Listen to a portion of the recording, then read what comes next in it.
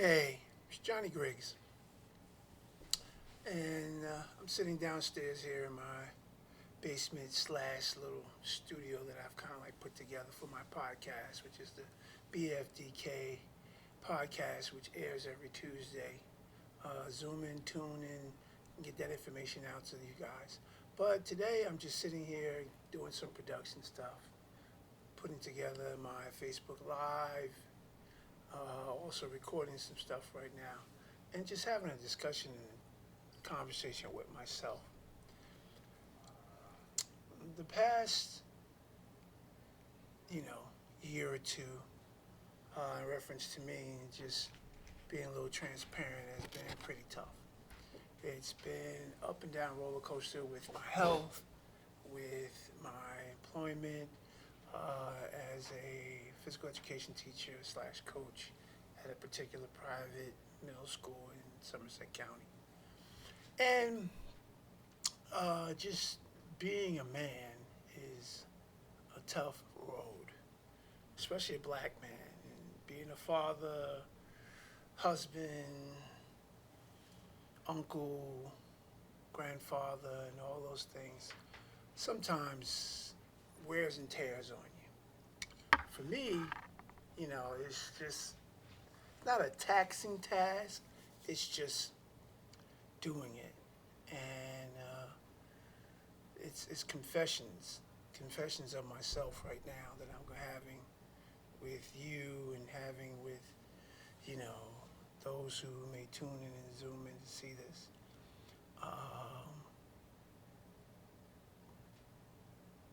Just life in general, you know, as a black man, as a man, period, it is, at this critical stage where I need some help.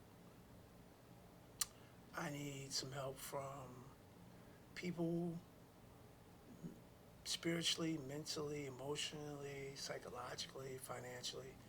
A lot of ways just need some help. And I've been praying about this to Creator for the longest. I feel that I'm going through this Job syndrome. I don't know if any of you know who Job was in the Bible. It's a book in the Bible where it's God having a conversation and talking to Satan, Lucifer, however you want to depict that particular person, angel at the time, coming in and out of heaven.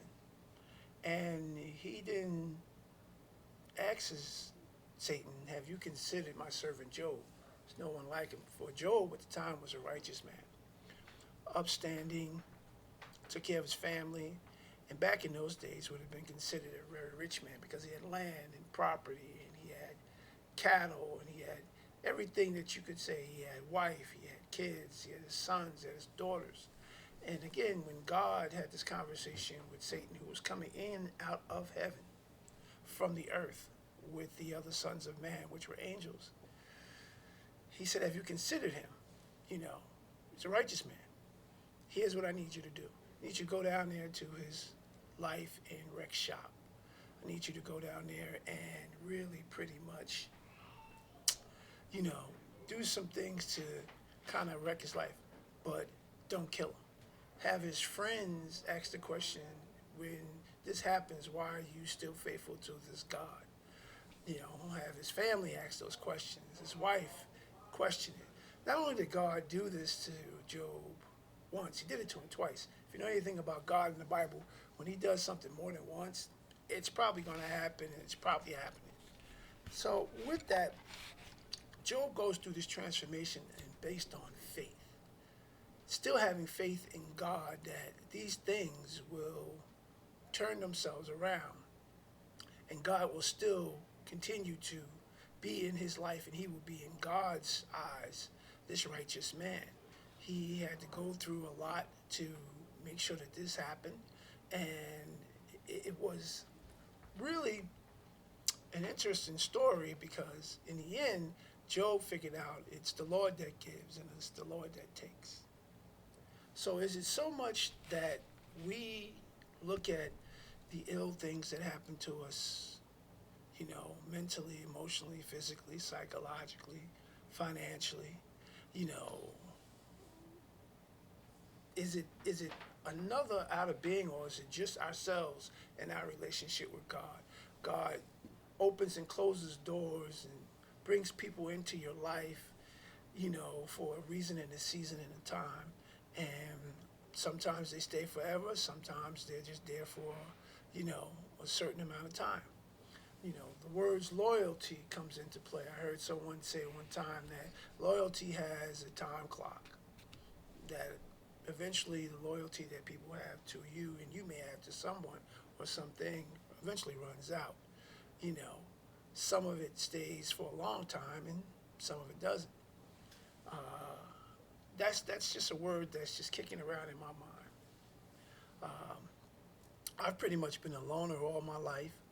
Uh, don't have any brothers and sisters. I was an only child, and not pretty much raised by my mom. After I was about 7, 8 years old, my grandparents kind of took over that role, especially my grandfather, being that I didn't have a father in my life.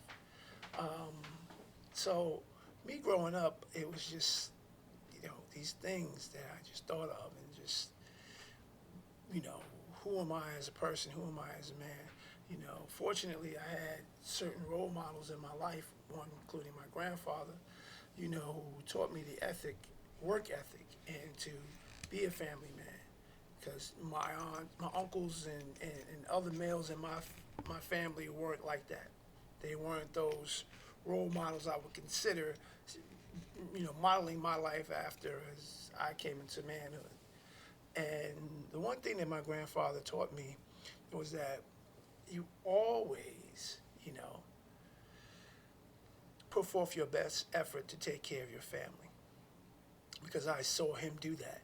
I saw him do that with my aunts and uncles, my mom, and he always was there, very silent, owned his own business, uh, he bought 2 homes, always took care of my grandmother. She was always home, and he was old school. And I said, wow, can I model my life like that, modern day, you know? And fortunately, I was blessed to meet, date, marry, and have children with a wonderful, blessed woman of God, my wife, Kathy. And we have been together 30 plus years now with 2 sons and 4 grandchildren. And I'm at a stage at 57 where I'm looking at myself now and saying, wow, what's the next step? What's the next chapter? What's the next move in my life? You know, I'm at a emotional, spiritual, and psychological standstill. And I can tell you, it is not a good feeling. And then physically, the things that are going on with me, those who know me have known that since 2013, a massive heart attack and all kinds of physical ailments, congestive heart failure, diabetes, all kinds of other things have come up, parts that even being placed on a transplant list. And heart transplant list. And it's just been this ongoing thing with me as a man. So this is kind of like more or less like confessions. And confessing, you know, how I am, who I am, what I am, and just kind of like rambling on about thoughts. I've been thinking about doing these types of recordings, prior to this podcast that kind of created over the past month and a half, to where it's just a black man having a conversation with himself and recording it.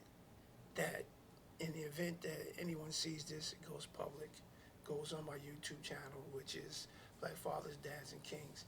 It is just a confession of that. And I just want to reach out to anyone who sees this and who may be in the same mode that I am.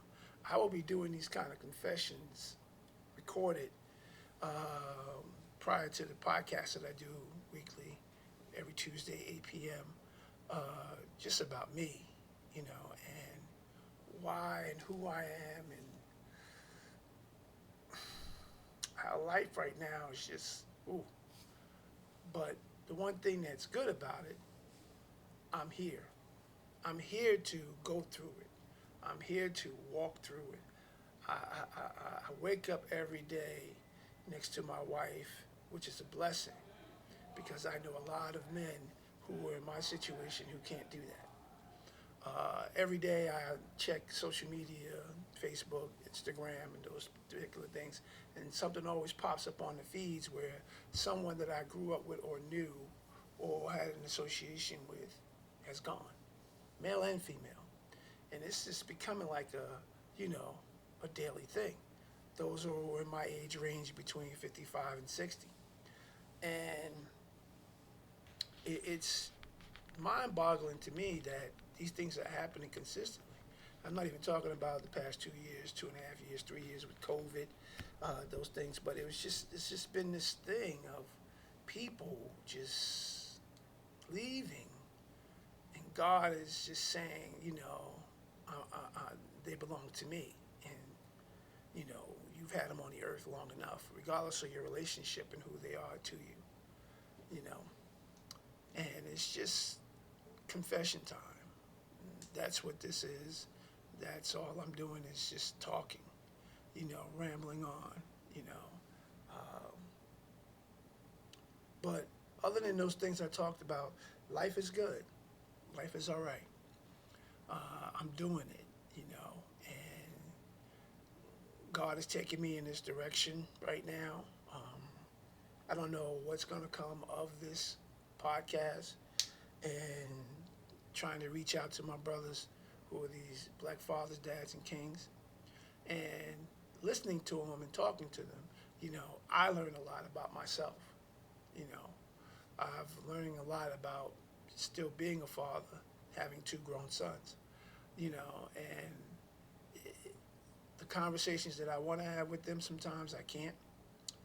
And the reason why is because I'm not ready to have the conversation. I don't know, and there's no book, there's no memo, there's no real way of path of having that conversation, but just to have it. You can't get that information from other sources. You have to use the information that you have for yourself. So I just want to just record this for now and just put this out there about who and what I am and why this thing is happening. And again, I'll be doing these kind of recordings like once a week, maybe twice a week. It's my confessions. I want to be able to attach this to the Black Fathers, Dads, and Kings podcast to where it has, people that I know, if it's on Zoom, if it's on some other kind of platform, Facebook Live, IG Live, just to tune in and we have those conversations. It's all will be, private. Whatever's discussed will stay with us. I will, send if I have to you the recording of this. I am not a clinician. I am not a psychologist. I'm not a therapist. I'm none of that. I'm just a black man. Just like those who tune in, I'm just that, and my wisdom and my knowledge is based on just being me.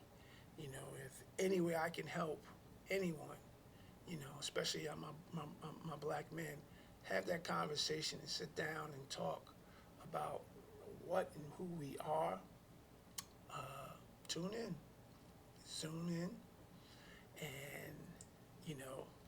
to this platform that's coming forward with confessions, and again, I'll be doing this not only on Zoom and probably Instagram Live, but also on Facebook Live, looking for any commentary, comments, and anybody wants to discuss. So right now, this is just a recording of it, pre-recording of it, just to see how it works, how it sounds, how it looks. This is Johnny Griggs signing off, 22 Lincoln High School. Peace.